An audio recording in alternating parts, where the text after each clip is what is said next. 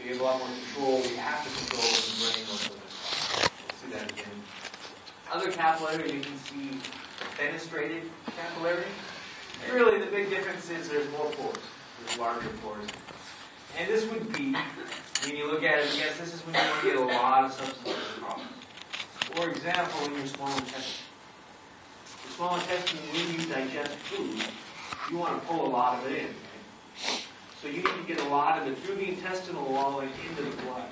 So in those capillaries, you put larger pores, and that facilitates more substances going into there. Also, in exocrine organs, you're going to want to put a lot out. So you want a looser capillary, let's say. You know what you have over here. More extreme one, sinusoidal or discontinuous, you can see this. Actually, you might look at it as dead. Right? It doesn't look healthy at all. Lots of exchange. And really, liver. You don't have that, but we'll go into liver a little bit when we go into the other. It deserves more attention. Over 9 weeks, we just don't have that. And I haven't heard anyone complain yet that I'm not giving you guys enough material. You can go faster if you want. And so how do you, this is a key point to respiratory, cardiovascular. How do you actually get a substance across the capillary? All the stuff we've talked about to this point is just simply getting the blood to the tissues. But if the oxygen doesn't leave the blood and go into the tissues, it's kind of pointless. And all that happens in the capillary. You've got a couple options. Diffusion. Simple passive diffusion. And this is where those pores come into play. You can see right here, you've got simple diffusion through the pores. Basically a big wall in the capillary. Big opening. You can also have some substances, depending on the molecule. If the molecule can cross plasma membrane pretty easily, for example, oxygen, carbon dioxide, steroids, we've gone over that before. Those substances can simply diffuse across the capillary. You can also, it's not going to work for everything. Some substances are simply too big to get across that well. And what you do is you have to use vessels. One way you can do it. So that takes some energy. You can also use transporters. You have to put transporters on both sides of the membrane. So a lot of that takes work. And by far, the bulk of it is just simple diffusion. The exclusion of this is your brain. You don't have this pathway in the brain. The capillary is at your blood-brain barrier. So in the brain, you're going to be much more selective. You have to have a mechanism to get it across. Particularly larger substances. If you disrupt this, you can start to think about it. If you can't get any fluid, and by the way, most of the stuff goes across with fluid. It's not like you just get sodium going across by itself. It goes with water. So there's a bulk flow of fluid with substances across the capillary wall. If you didn't have that, you can imagine this gets to be a pretty serious problem. If you can't get fluid leaving and exchanging here, it's going to accumulate in one compartment or another. And that could be really bad. And of course, this does happen. You've had swelling before, right? You've seen what happens if fluid starts to build up in your tissues surrounding the blood vessel. So we'll get into that a little bit. General anatomy term, or general, not really anatomy.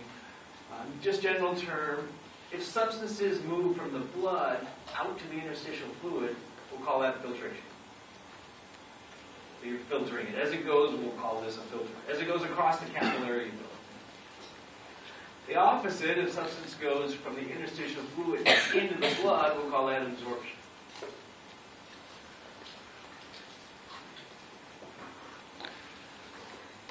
So here's the typical picture. Here's your capillary, right? Systemic capillary, what we usually think about. From the arteriole, you've got blood coming in, carrying oxygen. You need the oxygen, things like glucose, to leave and go into the tissue. You go out of the capillary, into the interstitial fluid, and then into the tissue. And then on the other end, you also need to take waste products, such as carbon dioxide. You can take that, it needs to leave the tissues through the interstitial fluid and go into the capillary. You do most of that, again, with just bulk. If you're going to go through a pore, this makes sense. It's pretty straightforward. If you're just going to go through a pore, what goes through the pore easier? A very small substance or a very large substance? Small. And you'll look at this trend here, water specific. The water molecules will give it a permeability of just 1, cruises through no problem. As you get slightly bigger molecules, sodium chloride, urea, glucose, notice the permeability decreases. And this kind of makes sense. The bigger the molecule, the harder it is to go through the door. Eventually, when you start getting down to proteins in the blood, it's very difficult to get across the capillary wall. Now that's kind of key.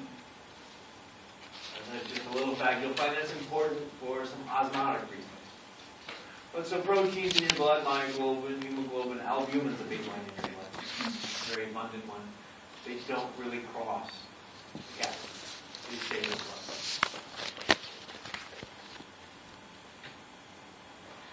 And really, it's not too bad. We're going to go over the Starling forces. This is the same Starling that gave you the Frank Starling cardiac force. So that was a look at capillary exchange. It really looks like 4 forces governing fluid flow, but it's really only 2. So I'll show you what I mean. You've got the primary one. Let's go with capillary hydrostatic pressure. Sounds complicated, right? What would you guess capillary hydrostatic pressure is? It's really not that bad. What do you think of with capillary? We got capillary again. Capillary is the capillary. You got a choice. You're either in the capillary or in the interstitial fluid. So this is going to be the hydrostatic pressure inside the capillary.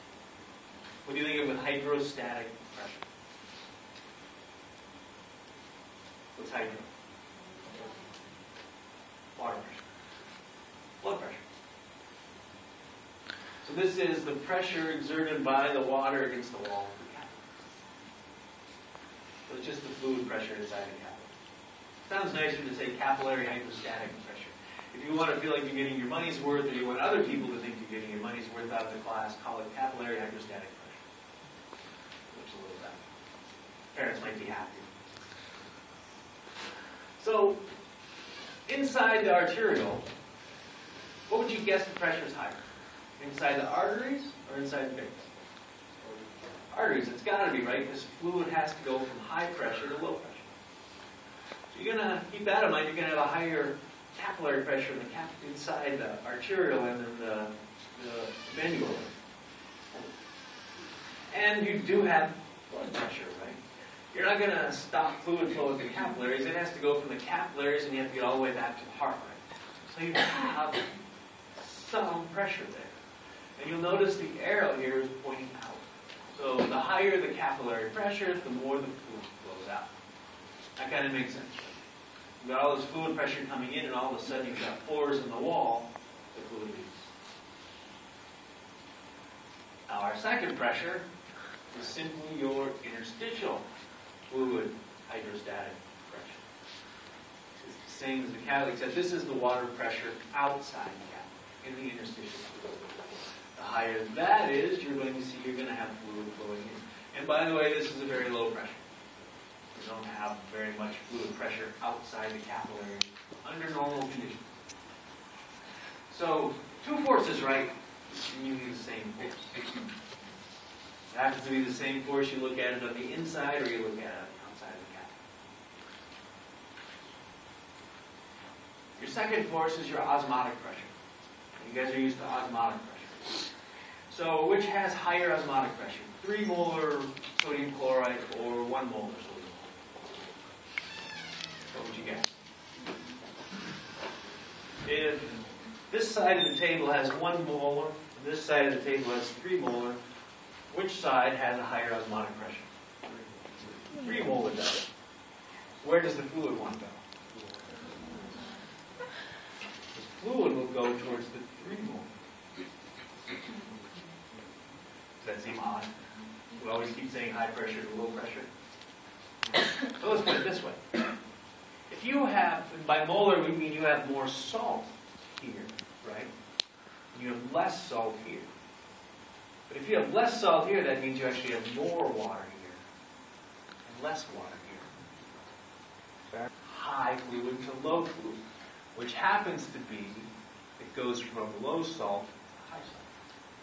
You can also remember it's going to try to dilute the salt. So your osmotic pressure is that. If you have a lot of solutes, any solutes, could be salt, it could be proteins sitting inside the capillary, it has an osmotic pull. And what it does is it pulls water in. So your capillary osmotic pressure pulls water in. Remember I mentioned that the proteins don't make it out. They stay inside creating an osmotic pressure. But of course you also have an osmotic pressure in the interstitial fluid.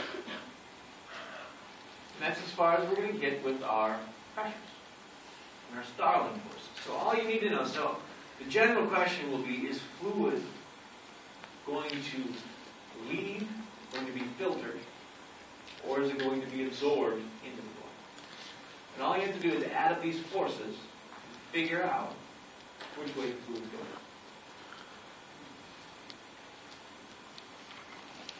And so what are the typical forces? Your capillary pressure. Now it depends on what side we're talking about. If we're talking about the arterial side, you have about 35 millimeters of mercury. Does that seem right? Consistent, right? You start out with about 85, right? Up in the arteries. By the time you go back to the right side of the heart, you end up at around 0. You know it's going to be somewhere between 0 and 35. By the time you get to the capillaries, you're at about 35 on the arterial. But as you start going through the capillaries and you have this exchange, you're going to end up losing fluid. As a result, the pressure becomes 15 by the time you get to the membranes. That's really the only one that changes. For now. Your interstitial fluid, the pressure on that, we'll call it 0. Just for simplicity. It's actually about -2. We'll just go with 0. So that's a pretty big gradient, right? In terms of water pressure, you have general force pushing fluid out. Now your osmotic pressure, inside the capillaries, your osmotic pressure is actually pretty high. It's about 25 millimeters of mercury. And that's because you have a lot of proteins and salts inside your blood, and those proteins don't filter out. And a lot of those proteins are only in the blood and not in the interstitial fluid. So the osmotic pressure is high, and what they're going to do is they're going to pull fluid from the outside in. And you do have some osmotic pressure on the outside is much lower, only about 3 millimeters. So then you start to put them together. You really want to know what's the net filtration pressure. You add them up, and this shows you how to add them up.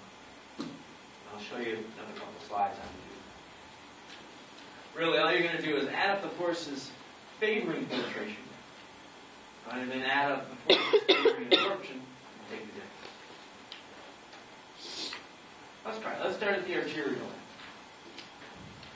So at the arterial end, capillary fluid pressure, about 35 millimeters of mercury. That's your blood pressure. And that's for